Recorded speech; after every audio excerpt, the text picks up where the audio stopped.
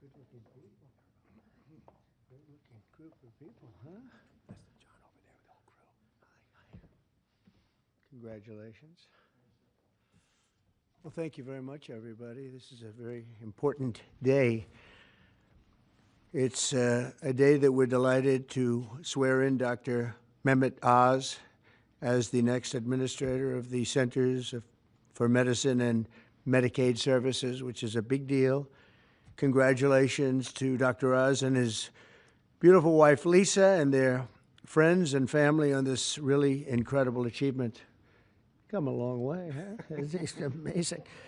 Dr. Oz comes to this position as one of the nation's most talented and beloved medical professionals. He graduated from Harvard University. Ah, Harvard, wow. How convenient. Should we talk about Harvard? Before obtaining his MD at the University of Pennsylvania School of Medicine, a great one, and really some amazing education while also earning an MBA from the wonderful Wharton School of Business.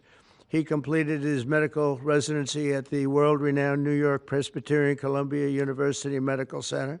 Dr. Oz then had a sterling medical career in which he became an internationally acclaimed heart and lung surgeon, highly respected. He served as director of the Cardiovascular Institute and Integrative Medicine program at New York Presbyterian, and as a longtime professor at Columbia University's College of Physicians and Surgeons. Boy, oh boy, doctor, I thought he just did a show. I only know the show. You know why I know the show? Because he said, I'm a little overweight, I should lose some weight. I did a show, and that's what I got out of it. That was not good. But I'm looking at all of this other. This is very impressive. Dr. Oz authored more than 400 contributions to academic and scientific publications and holds several patents for technologies that revolutionize cardiovascular surgery. And Dr. Oz later translated his experience into an extraordinarily successful television career, making him one of the most trusted voices on healthcare. And he also got very high ratings, I can tell you that. He did great with the television thing.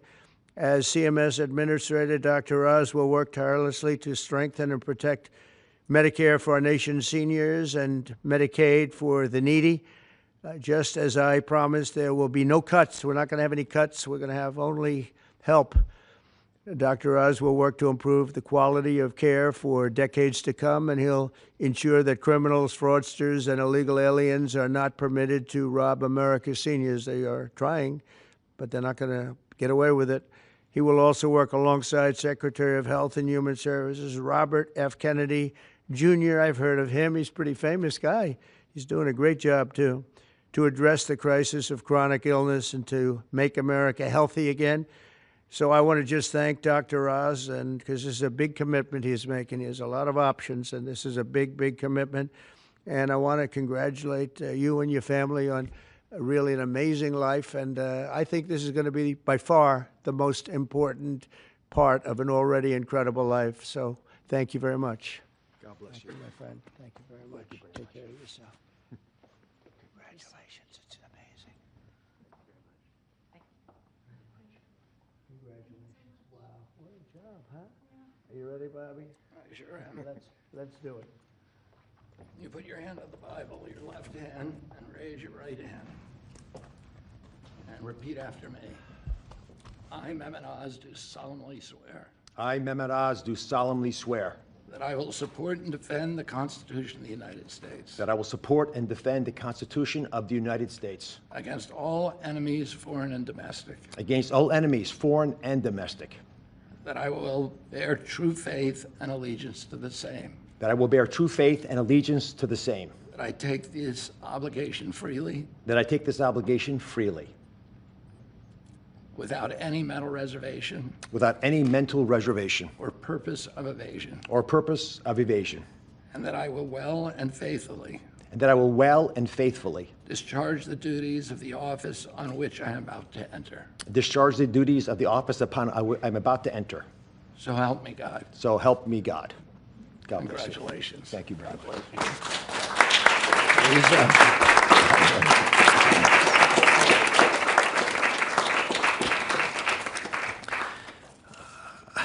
I've got to start off by thanking three people.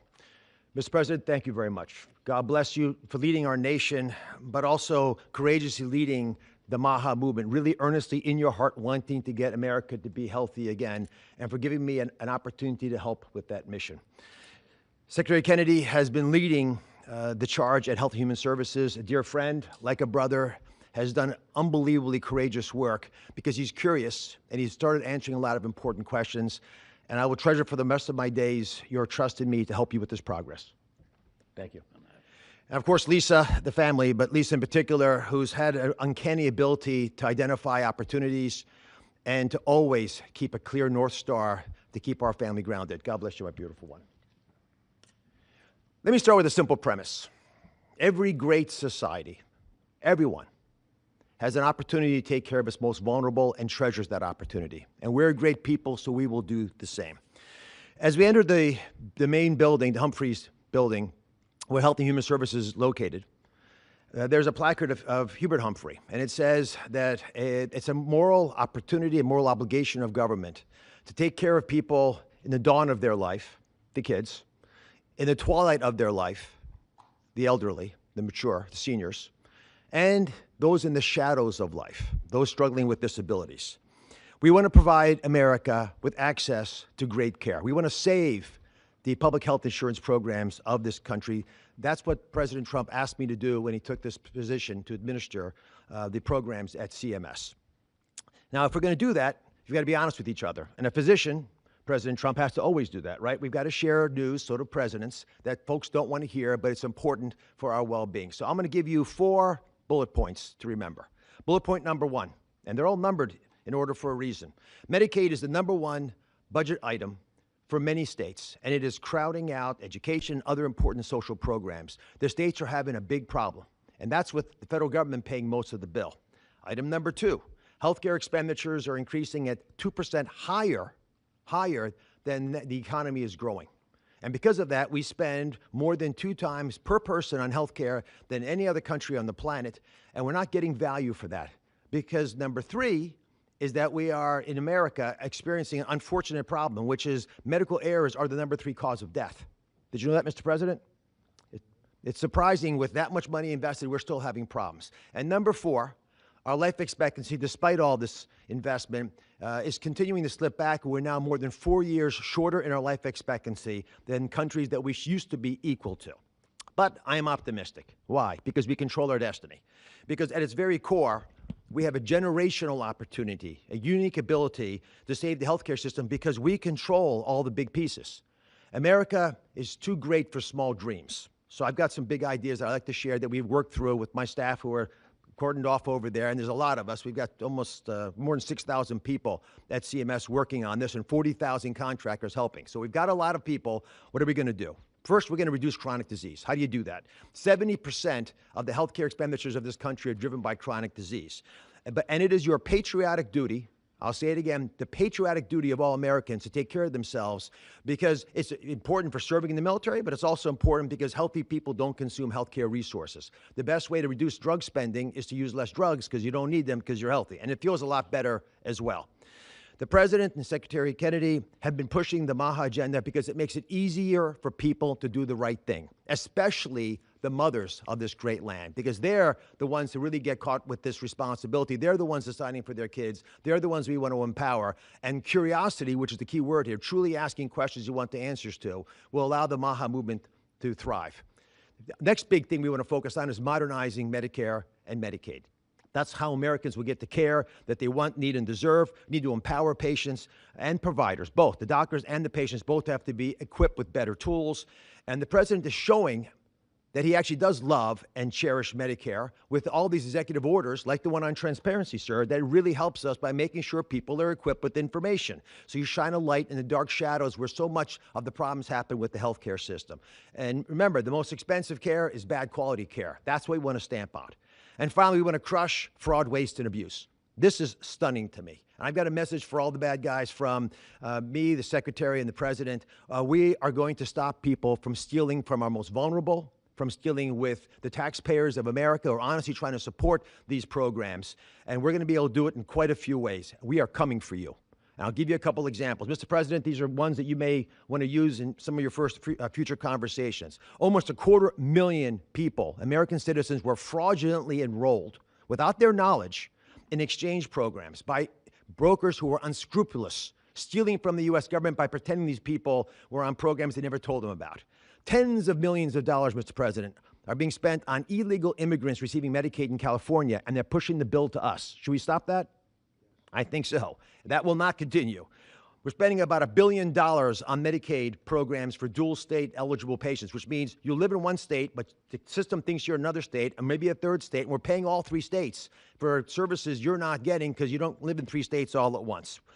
And finally, and this one really bothers me, there are states who are using Medicaid dollars for people who are vulnerable are being used for non-medical purposes. For example, public labor unions are getting child care through some of this money. That doesn't make sense to me. Housekeeping, I wish I could get that for my home.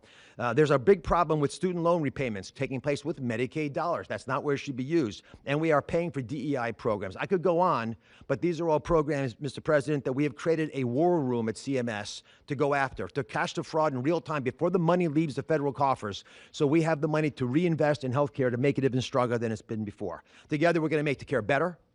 We're going to make the outcomes improve, and we're going to make sure that America can actually be the healthiest country that could ever possibly be. We'll make America healthy again. God bless you both, sir.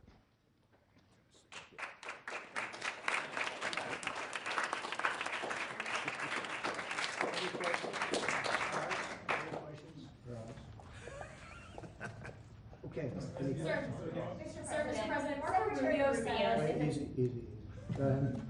Secretary Rubio said that the U.S. will have to figure out whether a deal can be done between Russia and Ukraine in a matter of days, or you will just move on. Yeah, very shortly.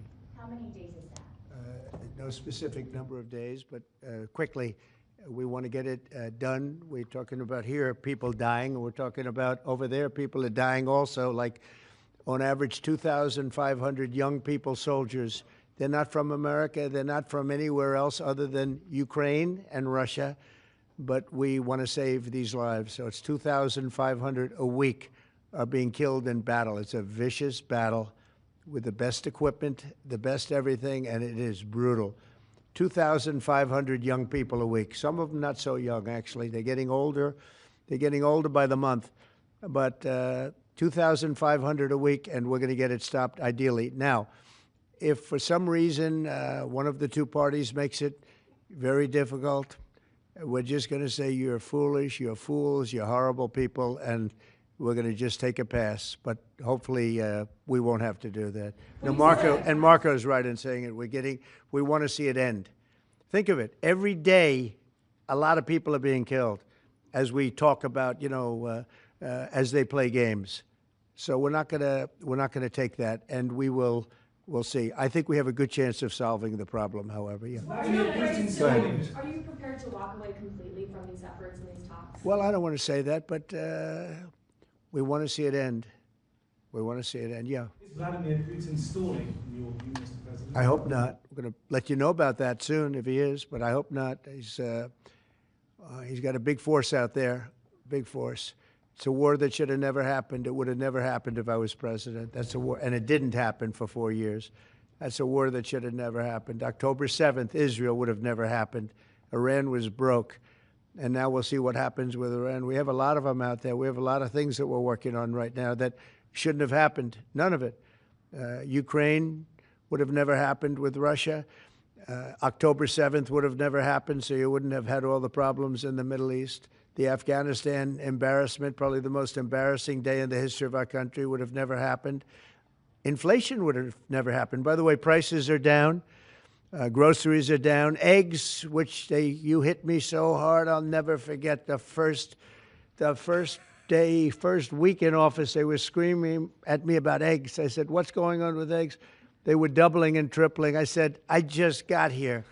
They were up like double, triple, and you couldn't get any. They said, you won't have eggs for Easter. Well, you can have all the eggs you want. I'll tell you, Brooke Rollins, Secretary of Agriculture, did a great job. And the egg prices are down 87%. But nobody talks about that. You can have all the eggs you want. We have too many eggs. In fact, if anything, the prices are getting too low. So I just want to let you know, prices are down. Gasoline yesterday in 3 states hit $1.98 a gallon, and it looks like it's at a level that it hasn't seen since my days, my 4 years. So it's about I'd say maybe. I think we're going to be averaging $2.25 very soon. So I just want to let you know, though, because I keep hearing about prices and inflation. Prices are coming down, not going up. Only the fake news says they're going up. The only thing that's even are interest rates. And if we had a Fed chairman that understood what he was doing, interest rates would be coming down too. He should bring them down. Yeah, please. Mr. President, what do you need to see from both sides in order to keep negotiations going? What do you want to see from Russia and Ukraine? I have to see. My whole life has been one big negotiation, and I know when people are playing us, and I know when they're not, and I have to see an enthusiasm to want to end it. And I think I see that enthusiasm. I think I see it from both sides. Do you think Russia's But you're going to playing know you? soon. Do you think Russia's playing you? No, nobody's playing me. I'm trying to help. This was Biden's war. By the way, by me getting involved, they'll say, oh, Trump. This is not Trump's war. This is Biden. This is a war that should have never happened. Okay? Think of it.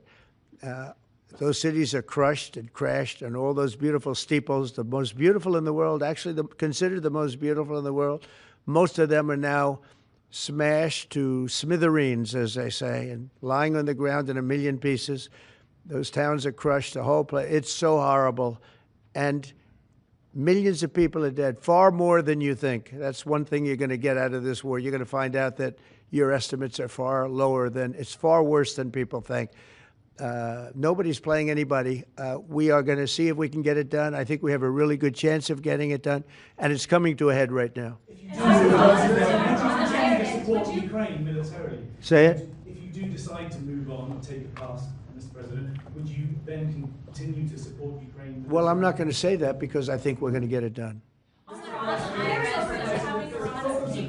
group of Venezuelan men down in Texas who have been alerted that they are soon going to be deported under the Alien Enemies Act. Have you authorized that operation? I don't know about the group you're talking about, but if they're bad people, I would certainly authorize it, yeah.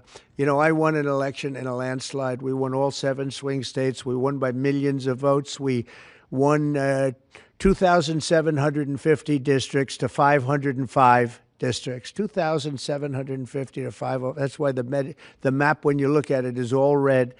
And one of the biggest reason, I think the biggest single reason, actually, I'd like to say it's because of this, because I think they're going to come up with things that are incredible. But probably the biggest reason was because of the border and because of illegal immigration. And the people of this country want those people out. Because what Biden did, and I don't know if he did it, I'm not even sure he knows what the hell he was doing, but what his people did, representing him, was allow millions and millions of people from jails, from prisons all over the world, people from mental institutions and insane asylums, gang members, drug dealers, pouring into our place. And you know what? Our people voted for me to get them out. They want them out. They want them out. And we've done a hell of a job. And by the way, Ecuador and various places, but El Salvador, we've been helped by a lot of other states where they're helping us, actually, because you couldn't look. What this man was thinking when they allowed open borders and people to come in, if you look at Venezuela, their crime is down by 72%. You know why? They took all their criminals off the street. They took all their prisoners from jail. They took murders. 11,088 murderers were released into our country. Bad things are going to happen. Bad things. And we're getting them out. And that's why I was elected. A judge wasn't elected to do that. I was elected to do that. And we're doing it in record fashion. We have the safest border, the most secure border we've ever had. See the Declaration of Independence? You should all read that before you leave. That's the real deal. You should all read it before you leave. Yeah. Sir, go ahead, please. Photos have emerged of Senator Van Hollen sipping what appears to be margaritas Yeah. with Ringo Garcia down in El Salvador. Do you encourage other Democrats to fly down to El Salvador to meet with this illegal alien who's an accused white I like this guy. See, now this is This is the kind of a reporter we like. There aren't enough of them. We got to get some more of them. But no, I appreciate that question. No, look, he's a fake. I know him. I know them all. They're all fake. And they have no interest in that prisoner. That prisoner's record is unbelievably bad. If you would go into the room, you might, if you would, Caroline, maybe go into the room and see if you can find that little slip. I wrote some things down. I don't know why you'd want to keep him, but I just, we got a little biography of him. Not a very innocent guy. Yeah, please. Mr. President, in the spirit of Easter Sunday. While we're on the subject, right? So you're talking about Abrego Garcia. Is that the one? Yeah. Is an illegal alien MS-13 gang member and foreign terrorist. This comes out of the State Department and very legitimate sources. I mean, I assume I'm just giving you what they handed to me, but this was supposed to be certified stuff. In 2019, Garcia was issued a deportation order.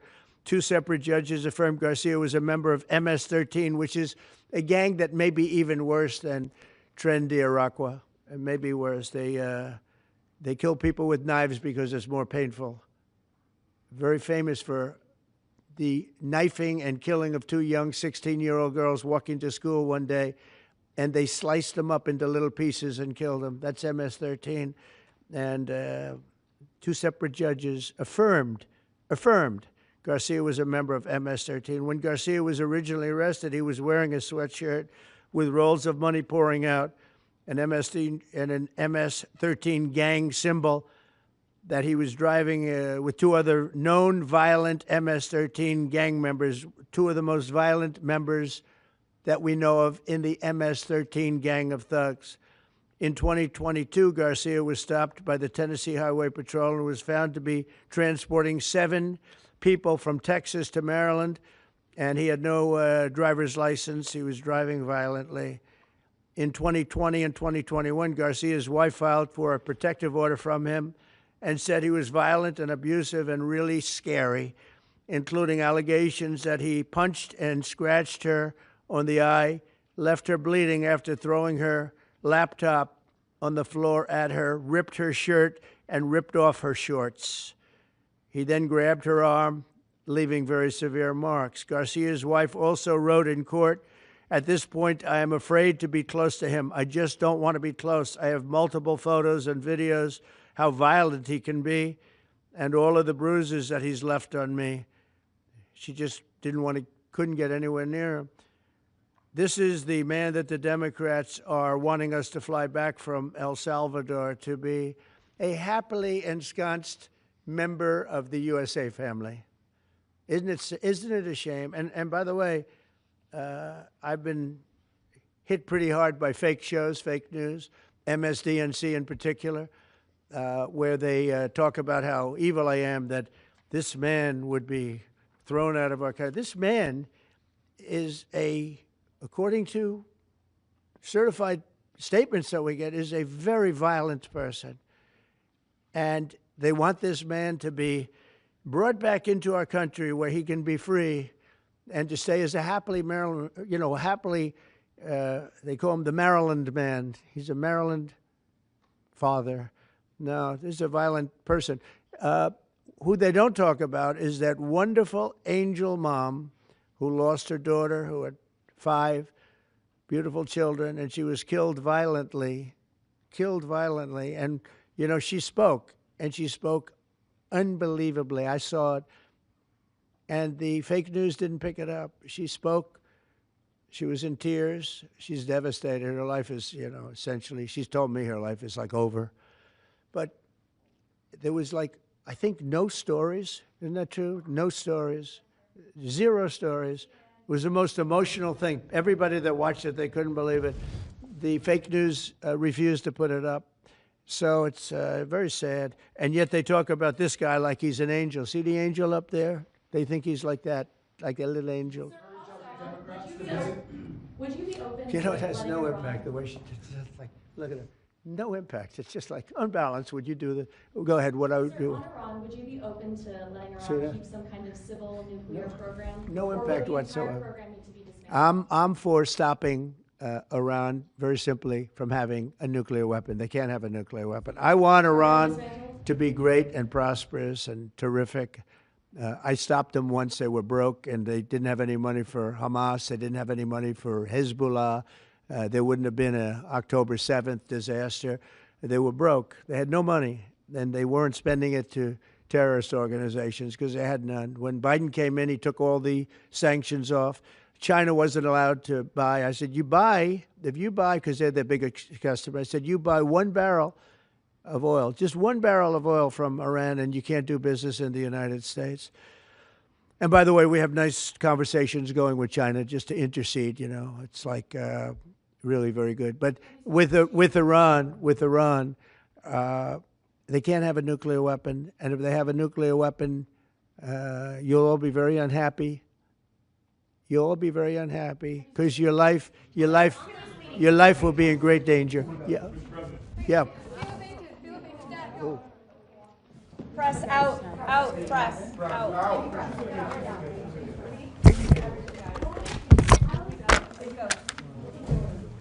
No, she's out. Out.